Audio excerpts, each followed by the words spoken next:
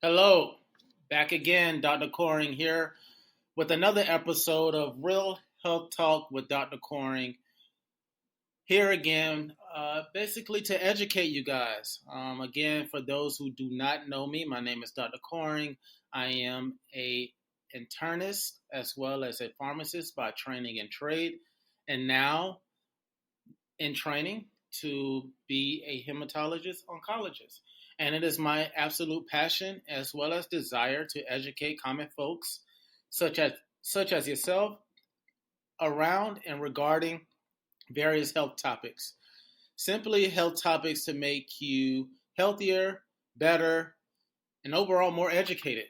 And why is this important? Well, I feel like, and also with my experience, it seems as though educated patients are healthier patients. And so it is my plight to educate you guys as best as I can. So therefore, I'm utilizing my platform, my education, my skills, my knowledge to give back in this way. And so today I'm here with another episode discussing a health topic. And the topic of today is sleep hygiene. I had a patient just the other day complaining of fatigue, daytime fatigue, and that's basically saying that this patient was complaining of being tired during the daytime when you should be energized and at your best. And I asked the patient how is his sleep, and he said that his sleep is not great.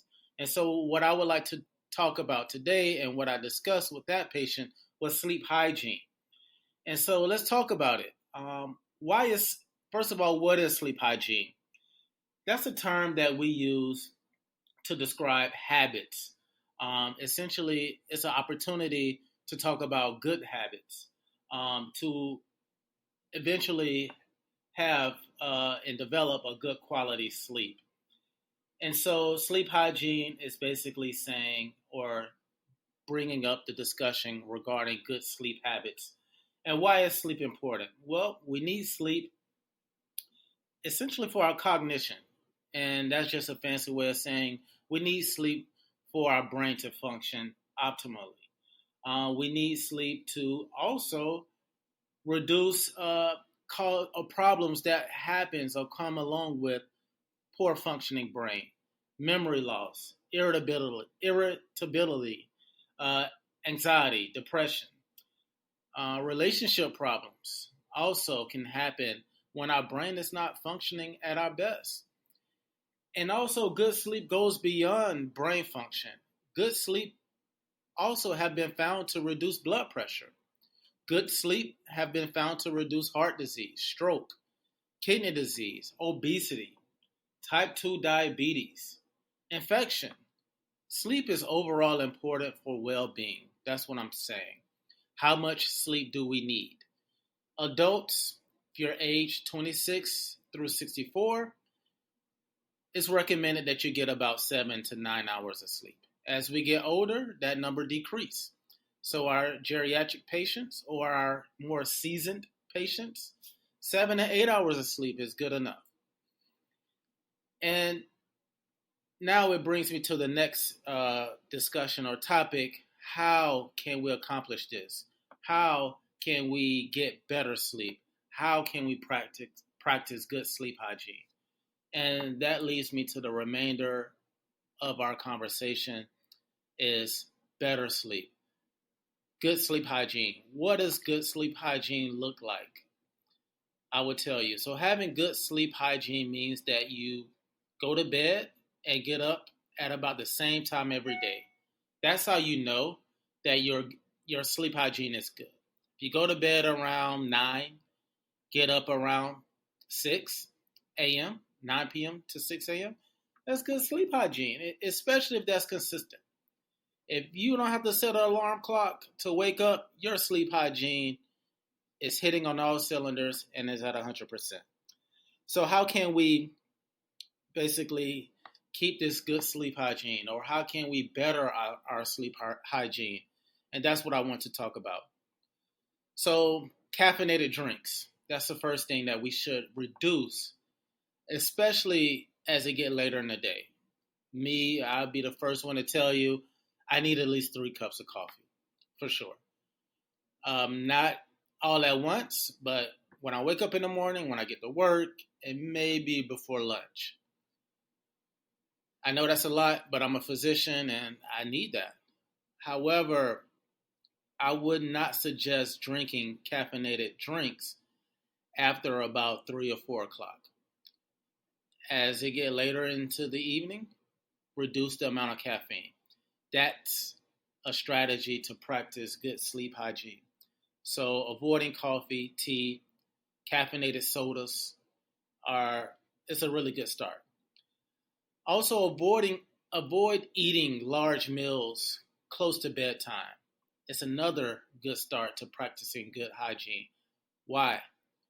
Simply because uh, telling your body or expecting your body or putting your body in a position to metabolize or digest a large meal late at night is basically telling your body to work. And once you tell your body to work, that's going to require energy, metabolism, and that's going to essentially make the body not want to go to sleep. And so, going back to the caffeine, why we should reduce the caffeine? Because caffeine is a stimulant. It's going to stimulate your body. And we don't want our body stimulated around sleep time. So, avoiding that is really good. Avoiding alcohol, especially late at night, closer to the evening time. Believe it or not, alcohol is a depressant. And so people think that, oh, I drink alcohol to get rest. That's true. And that would happen initially. But as your body continues to get used to the alcohol, your body can eventually become dependent on it. And that dependency can create some type of stimulation. And so, therefore, we recommend not, when I say we, the medical community, including myself, recommend not drinking alcohol towards the evening time or close to bedtime.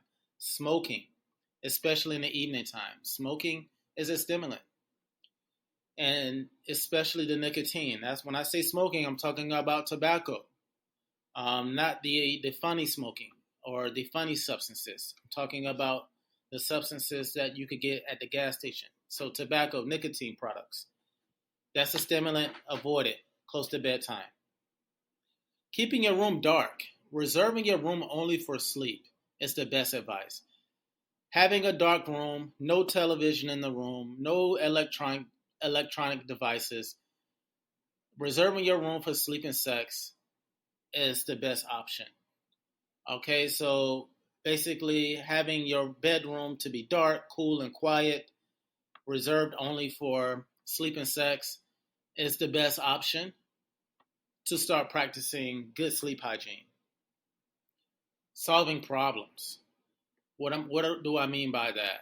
So obviously, if you're in a relationship, obviously, if you are in a position, a professional where you're handling business, you putting out fires, uh, and I'm talking about metaphorical fires. You're putting out fires, you handling your business.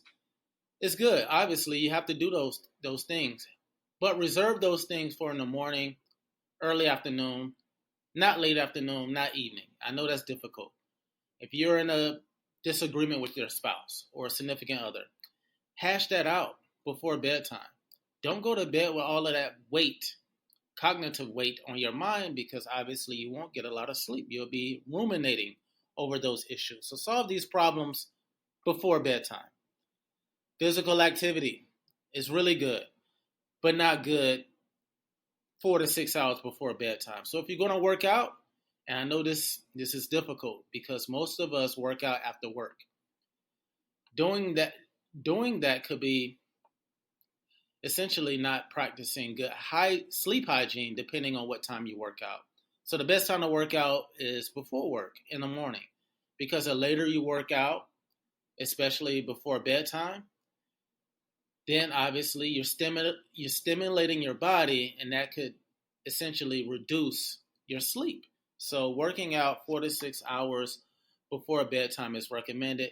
Working out within 4 to 6 hours of sleep is not practicing good sleep hygiene. electronic devices. It's the blue light. The blue light keeps us up.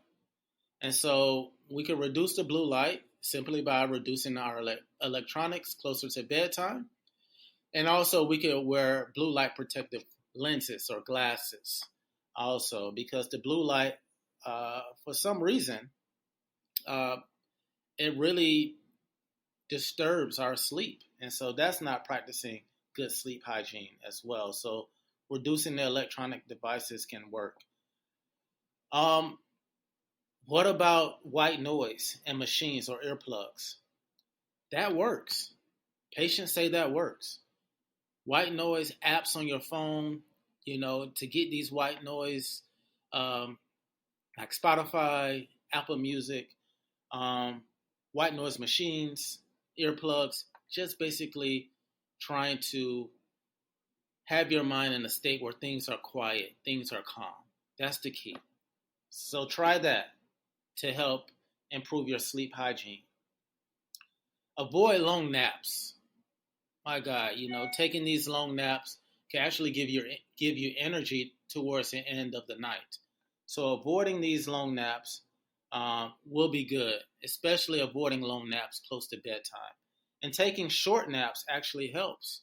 So set an alarm, maybe on your lunch break. Set an alarm to take a short nap, 20 minutes. You're good. That's good.